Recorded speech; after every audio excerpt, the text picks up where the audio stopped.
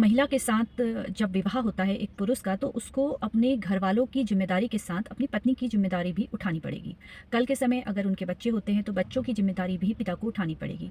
लेकिन कुछ ऐसे मामले आ जाते हैं जहाँ पर पत्नी के द्वारा ये कहा जाता है कि मैं गाँव में नहीं रहूँगी, मुझे बाहर रहना है, शहर में रहना है और मुझे अपने बच्चों को शहर में पढ़ाना है। क्योंकि महिला काफ़ी लंबे समय से 10 साल से या 12 साल से एक गाँव में बैठी है, लेकिन अब बच्चे बढ़ रहे हैं, उनको ये लगता है कि उनके बच्चे अच्छे स्कूल में पढ़ें।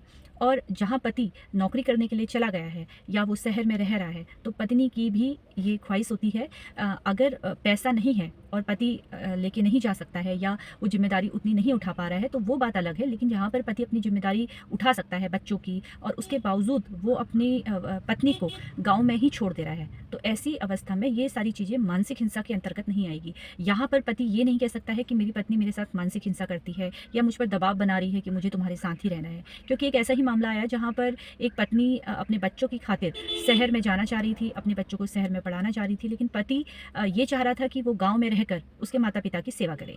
तो देखिए, जहाँ पर पत्नी अपने बच्चों के लिए सोच रही है, अपने अधिकारों के बारे में बात कर रही है, जहाँ पर जिस स्टेटस में पति रहता है, जिस तरह से पति का रहन सहन है, उतना ही उसकी पत्नी का भी अधिकार है, उतना ही उसके बच्चों का भी अधिकार है। अगर एक पति बाहर नौकरी कर रहा है, अच्छी जगह रह रहा है और पत्नी को उसने गाँव में छोड़ा है सिर्फ इसलिए कि वो उसके माता पिता की देखभाल करे, तो ये कहीं की समझदारी नहीं है। ये मानसिक क्रूरता के आधार पर, इस आधार पर आप अपनी पत्नी से तलाक नहीं ले सकते हैं। अगर आप इसे मानसिक क्रूरता दिखाते हैं तो इस आधार पर आपका जो तलाक का केस अगर आप करेंगे तो खारिज हो जाएगा। फिलहाल इसी तरीके से मुझसे जुड़ते रहिए। धन्यवाद।